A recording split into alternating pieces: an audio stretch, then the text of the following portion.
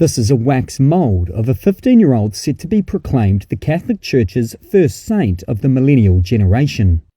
But Carlo Acutis' mother, Antonia Salzano, told Reuters he was much like any other teen, including struggling to fit in at school. Definitely, Carlo was an ordinary child like everybody. I used to play, to have friends, to go to school.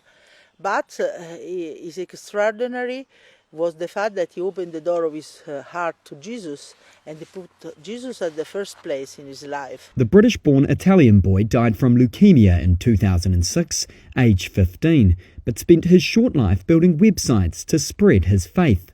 He will be elevated to the same level as Mother Teresa and Francis of Assisi after multiple miracles were reported after his death, attributed to his intercession with God. The first miracle he did the day of the funeral, because a woman with a breast cancer prayed Carlo, and she had to start the chemotherapy, and the cancer disappeared completely.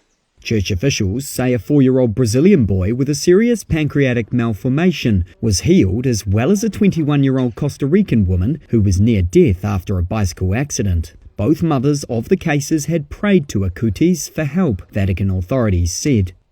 His reputation for performing miracles grew, and he was moved along the official sainthood path, with his body moved to the town of Assisi in central Italy in line with his last wishes. He was entombed with a wax mould of his likeness. Ever since, crowds have been gathering at the clear-sided casket.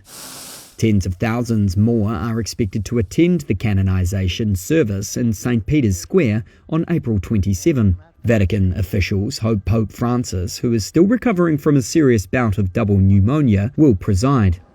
In Assisi, young believers and others had come to see Acutis for themselves, looking for inspiration and an example. In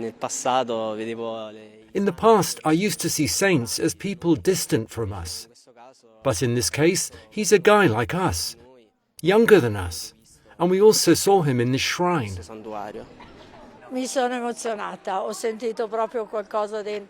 I got excited. I really felt something inside, a warmth that is not just faith. I got goosebumps. It's him, and I think he hears us all.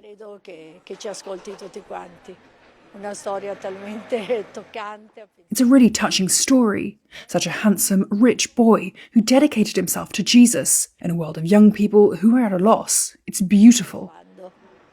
A